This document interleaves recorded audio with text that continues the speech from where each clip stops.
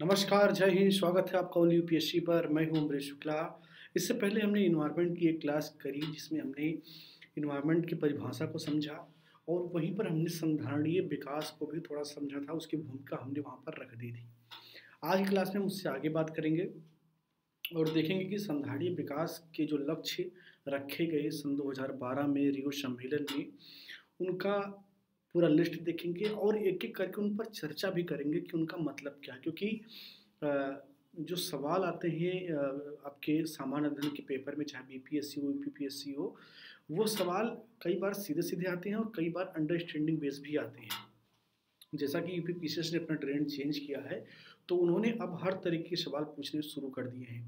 तो इसीलिए हमको थोड़ा-सा गंभीरता से उस पर बात करना होगा, तभी जा कर के हम इस परीक्षा को क्रैक कर पाएँगे, उस व्यूह को तोड़ पाएँगे। तो क्लास को स्टार्ट करते हैं। संधारणीय विकास के लक्ष्यों को प्राप्त करने के लिए 2012 में रियो सम्मेलन में एक प्रस्ताव पारित किया गया। धारणीय विकास के लक्ष्यों को प्राप्त करने के लिए वर्ष 2030 तक का समय निर्धारित किया गया। संयुक्त राष्ट्र संघ ने 17 सतत विकास लक्ष्यों को निर्धारित किया। ठीक है ना? तो अभी तक जो पूरा प्रोग्राम आप देख रहे हैं कि 1992 में पृथ्वी सम्मेलन हो रहा है, जोहान्सबर्ग सम्मेलन हो रहा है 2000 में, ठीक है ना, 2002 में। तो उन सब का जो है केंद्र बिंदु कौन बना हुआ है? वो बना हुआ है संयुक्त राष्ट्र संघ, वही संचालित करवा रहा है। क्योंकि द्वितीय विश्व युद्ध के बाद में संयुक्त राष्ट्र संघ को एक ऐसे अवधारणा के रूप में पेश किया गया जिसकी जिम्मेदारी की वर्ल्ड वाइड पूरी दुनिया पर वो नज़र रखे, उनकी समस्याओं पर नज़र रखे, यथासंभव मदद करे। तो एक पूरी दुनिया के चौधरी के रूप में उसे स्थापित किया गया और उसको स्थापित करने के पीछे जो सबसे बड़ा दिमाग है ना, वो अमेरिका का है। अमेरिका ने सोचा कि उपनिवेशवाद का नया रूप अब हम गढ़ते हैं। किसके इशारे पर काम करता है संयुक्त राष्ट्र संघ? सदैव अमेरिका के इशारे पर काम करता है। तो कुल मिलाकर के उन्होंने एक नया चौधरी बनाया जो कि अब अमेरिका से ही बैठ करके पूरी दुनिया को चलाएगा। ठीक है ना? फिर भी ठीक है, जो उसकी अच्छी बात है हम स्वीकार करेंगे। और ये दौर है संप्रभुता का, सॉवरेनिटी का दौर है। तो हर देश स्वतंत्र है अपने फैसले लेने के लिए, लेकिन संयुक्त राष्ट्र संघ का थोड़ा बहुत डंडा तो होता ही होता है। तो 2012 में रियो में एक सम्मेलन हुआ जहाँ पर 17 लक्ष्यों को निर्धारित किया गया। उनमें से पहला लक्ष्य है गरीबी। ठीक है ना? वर्ल्ड वाइड गरीबी है और इनफैक्ट विकसित देशों में भी गरीबी है। ऐसा नहीं कि विकासशील जो देश है वहीं पर गरीबी है। तो गरीबी को भी दूर करना सतत विकास के लक्ष्यों में से एक लक्ष्य है। दूसरा है भूख। भूख जो है वो गरीबी का ही एक परिणाम है। ठीक है ना? और अभी जो हंगर इंडेक्स है उसमें आप देखते हैं कि क्या स्थिति रहती है। पूरी दुनिया में अधिकतर देश आपको ऐसे मिलते हैं जहाँ पर ठीक ठाक तरीके से भूख की स्थिति है। और जो पिछले 2-3 साल से 2 साल से मुख्यतः जब से कोविड आया, तो भूख की स्थिति और बढ़ गई, क्योंकि लोगों के रोजगार छिने और अगर रोजगार छिनेंगे तो वो जो रोज कमा करके खाने वाले हैं उनकी भूख बढ़ेगी और भूख से उनकी मृत्यु होगी।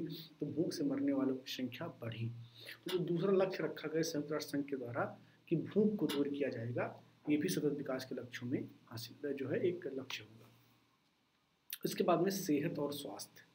सेहत और स्वास्थ्य, सेहत और स्वास्थ्य का मतलब कि जो इंसान है वो जब स्वस्थ होगा, चुस्त दुरुस्त होगा, तभी वो डेवलपमेंट कर पाएगा। अब आप कल्पना करिए कि 2 व्यक्तियों का एग्जाम्पल लीजिए। एक व्यक्ति जो है किसी गंभीर बीमारी से पीड़ित है, या गंभीर छोड़ दीजिए किसी सामान्य बीमारी से पीड़ित है, तो क्या है, उसे रोज़ दवा खानी पड़ेगी, उसे डॉक्टर के पास जाना पड़ेगा। तो पहली बात तो उसकी जो एफिशिएंसी होगी कार्य करने की, वही कम हो जाएगी। और दूसरी बात यह है कि एफिशिएंसी होने के बावजूद भी वो हर रोज़ कुछ ना कुछ अपना पैसा उस दवा के पीछे, अपने हेल्थ मेंटेनेंस के पीछे बर्बाद कर रहा होगा। तो सरकारों की या समुचित रूप से पूरी दुनिया की जिम्मेदारी है कि हर व्यक्ति स्वस्थ हो और सेहतमंद हो। इससे ही हम विकास के सभी लक्ष्यों को हासिल कर पाएंगे। अगला है आपका शिक्षा, एजुकेशन। एजुकेशन उस शेरनी का दूध है ना जिसने पिया उसने दहाड़ा। ठीक है ना? तो ये कहावत आपने खूब सुनी होगी कि जो शिक्षा है ना वो एक शेरनी का दूध है, जो इसको पीता है ना वो दहाड़ता है, कि वो वाह वाह करके दहाड़ता है। इसका मतलब ये नहीं कि चिल्लाता है। शिक्षा आपको ना एक ऐसा इंसान बनाती है जो आपके हाथ पैर खोल देती है, आप कुछ भी कर सकते हैं। ठीक है ना? ज्ञान हो गया तो नौकरी मिल सकती है, नहीं नौकरी मिली तो कुछ और कर सकते हैं, लेकिन ज्ञान बहुत ज़रूरी है और ज्ञान के लिए शिक्षा सबसे आवश्यक चीज़ है।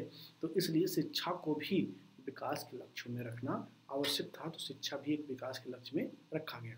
उसके बाद में जेंडर इक्वालिटी, लैंगिक समानता, ठीक है ना। आपकी किताबों में पढ़ाया गया कि मोहन खेलता है, रीता झाड़ू लगाती है, और हम लोगों ने उसे खूब रटा। ये क्या है? ये पितृसत्तात्मक अवधारणा के व्याख्याएं हैं, ठीक है ना। तो लैंगिक समानता, without gender equality you can not develop, ठीक है ना। तो बिना लैंगिक समानता के आप विकास नहीं कर सकते हैं। आप कहेंगे कि अच्छा समझाइए हमें इसे, तो मैं समझाता हूँ आपको। आप ये सोचिए कि अभी वर्तमान में भारत में कितनी घर में जो है हाउस वाइफ है। हाउस वाइफ का मतलब जो घर का काम करती हैं, सुबह उठती हैं, नाश्ता चाय आपको दिया, खाना आपके लिए बना रही, दोपहर में बर्तन धुलना, और उसके बाद में फिर से आपके लिए जो है खाना बनाना, आपके बच्चों की देखभाल करना। यानी कि पूरा दिन का उनका काम है एक हाउस वाइफ का। कभी आपने एक जो है विचार करने की उस पर कोशिश की है कि इससे किस चीज़ का नुकसान हो रहा है? आप जानते हैं कि हर चीज़ को आंकड़ों में मापा जाता है। जीडीपी, जीडीपी क्या होता है? उसमें आपकी सर्विस को जोड़ा जाता है, जो आप सेवाएं दे रही हैं उसका कुछ पैसा होता है ना। आप जाकर के ऑफिस में किसी के लिए काम कर रहे हैं तो उसके लिए आपको पेमेंट मिलता है। जैसे मैं आकर के यहाँ पढ़ा रहा हूँ तो इसके लिए मुझे पेमेंट मिलता है। कोई और सर्विस दे रहा है तो उसके लिए उसे पेमेंट मिलता है। कोई डॉक्टर सलाह दे रहा है तो उसके लिए पेमेंट मिलता है। इनफैक्ट ऐसा समझ लीजिए कि एक लेडी है जो डॉक्टर है और एक लेडी है जो घर पे हाउस वाइफ है। उन दोनों का योगदान देखिए इकोनॉमी में। एक जो डॉक्टर ना वो दिन भर में 10,000 रुपये छाप रही है, तो दूसरी महिला है ना वो भी दिन भर काम कर रही है लेकिन 10 रुपये भी नहीं छाप रही। आप कहेंगे योग्यता, शिक्षा, मैं कहूँगा बिल्कुल। तो जरूरी ये है कि जेंडर इक्वालिटी हो। अगर बच्चा कोटा पढ़ने गया है तो बच्ची भी कोटा पढ़ने जाए, तभी वो डॉक्टर बन पाएगी। अगर बच्चा इंजीनियर बना तो बच्ची भी इंजीनियर बने। ऐसा नहीं कि किसी की क्षमताओं में कमी होती है, हमने अपनी मानसिकताओं को बदलना है।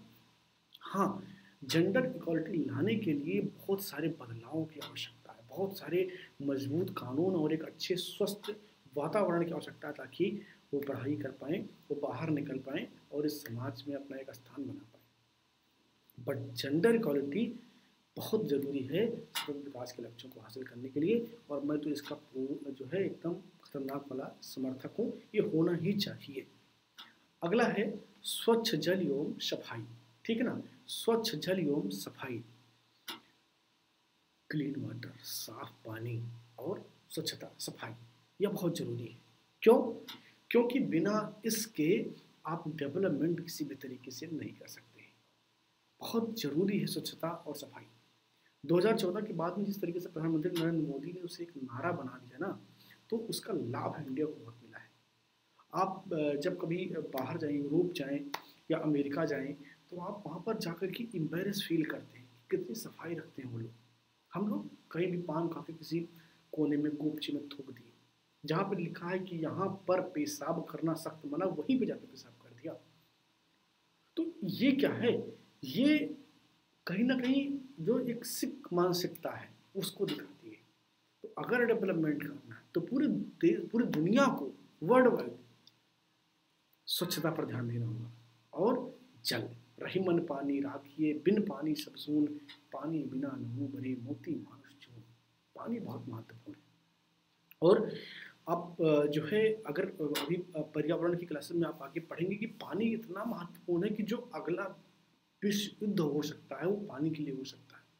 अब तेल महत्वपूर्ण नहीं रह गया, पानी बहुत महत्वपूर्ण है। क्योंकि जिंदा रहेंगे ना तभी तो कुछ तेल की जरूरत पड़ेगी, और जिंदा रहने के लिए क्या चाहिए? पानी। पानी की बहुत कमी है। अभी आप देख रहे हैं कि आपके महाराष्ट्र और पंजाब में पानी की बहुत कमी है।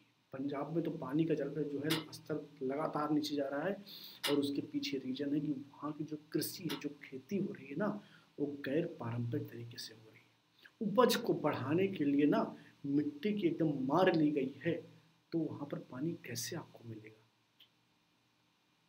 धान की जो खेती होती है ना, वो अधिक पानी वाले क्षेत्र के लिए होती है। पश्चिम बंगाल नदियाँ जाकर के मिल रही होती हैं, वहाँ पर एक डेल्टा का निर्माण करती है। बहुत पानी है यार, धान उगाओ कोई दिक्कत नहीं है। साउथ इंडिया में धान उगाओ कोई दिक्कत नहीं है, खूब बरसात होती है। लेकिन अगर आप पश्चिमी भारत में धान उगाएंगे ज़्यादा, तो निश्चित तौर पर ज़मीन का जो पानी है वही निकालेंगे ना, क्योंकि धान को बहुत पानी चाहिए और वो पानी अगर आप खूब निकालेंगे वो उतना रिचार्ज नहीं होगा।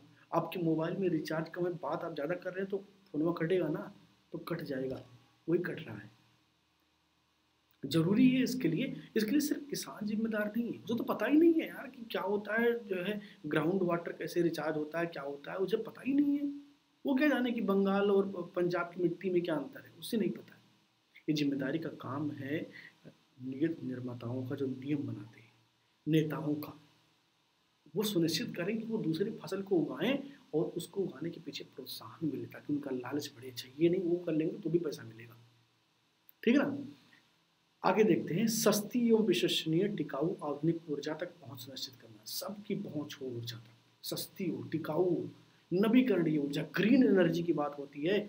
ग्रीन एनर्जी आने वाले समय का भविष्य है, जैसे इलेक्ट्रिक एनर्जी आपकी, सौर ऊर्जा है, ये सब क्या है, ग्रीन एनर्जी है, जो आने वाले समय के लिए जो है भविष्य तय करेंगी सबकी। और दूसरी बात यह है कि यहाँ तक सबकी पहुंच होनी चाहिए। अभी तक क्या है कि इसका इलीगल डिस्ट्रीब्यूशन है। पहाड़ों पर आपने बड़े बड़े बांध बना करके पहाड़ों पर रहने वाले लोगों की जिंदगियों को बर्बाद कर दिया, तबाह कर दिया, और बिजली कहाँ भेज दिया, शहरों में। उत्तराखंड में किसी गांव का हलक में उसका सांस अटका हुआ है कि कब वो बांध टूटेगा और कब हम नहीं होंगे, और उसी बिजली का उपयोग हो करके देहरादून में चमचम दमदम हो रहा है। तो ये इलीगल डिस्ट्रीब्यूशन है, ठीक है ना। तो जरूरी है कि ऊर्जा तक सबकी पहुंच हो, टिकाऊ हो, सस्ती हो, जान की कीमत पे ना हो। अगला है आर्थिक विकास और रोजगार। आर्थिक विकास और रोजगार ये दोनों सतत विकास के लक्ष्यों के लिए बहुत महत्वपूर्ण है। बुनियादी ढांचे, समावेशी औद्योगिकरण को बढ़ावा और नवाचार को प्रोत्साहन, ठीक है ना। नवीन जो विचार है उनको लेकर के उद्योग को बढ़ावा देना, ताकि पॉल्यूशन को कम किया जा सके। और वो बुनियादी ढांचे, समावेशी औद्योगिकरण, यानी कि जो औद्योगिकरण हो वो समावेशी हो।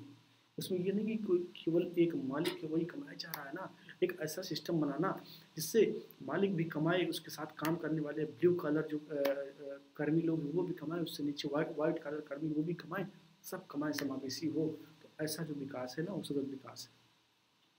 खपत और उत्पादन पैटर्न को सुनिश्चित करना, खपत और उत्पादन पैटर्न को सुनिश्चित करना, ठीक है ना, डिमांड एंड सप्लाई जिससे आप कहते हैं। तो इसको सुनिश्चित करना भी क्या सतत विकास के लक्ष्यों में से एक है, क्योंकि बढ़ती हुई जनसंख्या और घटती हुई प्रोडक्शन एक समस्या है। तो इन दोनों के बीच में संतुलन बनाने की आवश्यकता है। अगला है जलवायु परिवर्तन और उसके प्रभाव से निपटने के लिए तत्काल कार्यवाही शुरू करना। ये तत्काल बात हुई 2012 में, आज तक कोई ध्यान नहीं दे रहा है। जलवायु परिवर्तन, क्लाइमेट चेंज बहुत बड़ी समस्या है। अभी आप देख रहे हैं कि ठंडी में खूब बरसात हो जा रही है, गेहूं खराब हो जा रहे हैं, गर्मी में बरसात नहीं हो रही, धान खराब हो रहे हैं, यानी कि मौसम बदल रहा है। और जो दीर्घकालिक रूप से मौसम बदलना होता है ना, उसी को जलवायु परिवर्तन कहते हैं। तो जलवायु परिवर्तन के प्रभाव से यदि तत्काल में नहीं निपटा गया ना, अगर वो 1.5-2 सेंटीग्रेड को पार कर गया तो स्थितियां बहुत ही विकट होंगी। ग्लेशियर पिघल जाएंगे, महासागरों का स्तर बढ़ेगा, महाद्वीप डूबेंगे और इंसानियत की सभ्यता जो है वो बर्बाद होनी शुरू हो जाएगी। उसका पहला स्टेप आरंभ भी हो गया है। आगे देखते हैं समुद्री संसाधनों का संरक्षण एवं सतत उपयोग, ठीक है ना। तो समुद्री संसाधन है, जो दवाइयों के लिए चीज़ें पाई जाती हैं या समुद्री भोजन है, उनका उपयोग करना और सतत उपयोग। ऐसा नहीं कि सब निकाल खत्म नहीं करना है, जो आने वाली पीढ़ी हो ना उनका हिस्सा भी छोड़ना है। तो सतत उपयोग यानी कि सस्टेनेबल यूज उसका होना चाहिए। मरुस्थलीकरण को रोकना, वनों का संवहनीय प्रबंधन करना, ठीक है ना।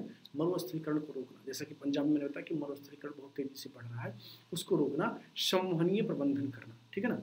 वनों का संवहनीय प्रबंधन करना, वनों को के विनाश को रोकना भी जो है एक प्रकार का चुनौती है किसके लिए, सभी देशों के लिए। आगे देखेंगे, न्याय संगत, शांतिपूर्ण और समावेशी समाज को बढ़ावा देना। न्याय संगत हो, शांतिपूर्ण हो, पाकिस्तान जैसा ना हो, और समावेशी हो, यानी कि जिसमें सबको साथ एक साथ ले चलने की जो है क्षमता हो, ऐसा एक समाज बनाने की आवश्यकता है। अगला है सतत विकास हेतु वैश्विक भागीदारी को पुनर्जीवित करना, यानी कि सबको एक साथ लाने का प्रयास करना, क्योंकि ये विकास सबका है, ठीक है ना। इन लक्ष्यों को हासिल करने के लिए विभिन्न देशों के द्वारा जो प्रयास किए जा रहे हैं उसके आधार पर इंडेक्स जारी किया जाता है, जिसे सस्टेनेबल डेवलपमेंट इंडेक्स कहा जाता है। इस इंडेक्स के आधार पर 166 देशों की सूची में 2020 में भारत का स्थान 117वां है। क्या है? 117वां है। वर्ष 2003 में धारणीय विकास का वर्ष संयुक्त राष्ट्र संघ के द्वारा घोषित किया गया। तो जो भारत का स्थान 2020 में है वो कितना है? 117वां है। 166 देशों में जो सस्टेनेबल डेवलपमेंट गोल्स इंडेक्स है उसमें वर्ष 2003 को धारणीय विकास का वर्ष संयुक्त राष्ट्र संघ के द्वारा घोषित किया गया था। ये एक अन्य फैक्ट है जिसको मैंने यहाँ पर मेंशन कर दिया। अब यही नहीं है कि केवल जो सस्टेनेबल डेवलपमेंट गोल इंडेक्स है वही है, भारत में भी जारी होता है। 30 दिसंबर 2019 को नीति आयोग द्वारा सतत विकास लक्ष्य भारत सूचकांक 2019-2020 जारी किया। इस सूचकांक को सांख्यिकी एवं कार्यक्रम कार्यान्वयन मंत्रालय ने ग्लोबल ग्रीन ग्रोथ इंस्टीट्यूट एवं संयुक्त राष्ट्रों की भारत में काम करता है के सहयोग से तैयार किया। इस इंडेक्स में अधिकतम 70 अंक प्रदान किए जाते हैं। 2019 के आंकड़ों के अनुसार इस इंडेक्स में शीर्ष स्थान केरल का है और उसके बाद क्रमशः हिमाचल प्रदेश, आंध्र प्रदेश, तमिलनाडु, तेलंगाना, कर्नाटक, गोवा एवं सिक्किम है। तो भारत का जो नीति आयोग है वो ग्लोबल ग्रीन ग्रोथ इंस्टीट्यूट और संयुक्त राष्ट्र संघ का जो भारत वाला विंग है उसके साथ मिलकर के सस्टेनेबल डेवलपमेंट का एक इंडेक्स जारी करते हैं, जिसमें सबसे नंबर 1 स्थान केरल का है। उसके बाद में हिमाचल प्रदेश, आंध्र प्रदेश, तमिलनाडु, तेलंगाना, कर्नाटक, गोवा एवं सिक्किम है। ठीक है ना? तो इस प्रकार हमने सस्टेनेबल डेवलपमेंट को बहुत अच्छे से समझ लिया। अगली क्लास जो होगी वो इससे आगे उस पर बातचीत किया जाएगा। इस क्लास में इतना ही। क्लास को लाइक करें, शेयर करें, अपनी राय भी कमेंट बॉक्स में जरूर दें। बहुत बहुत धन्यवाद।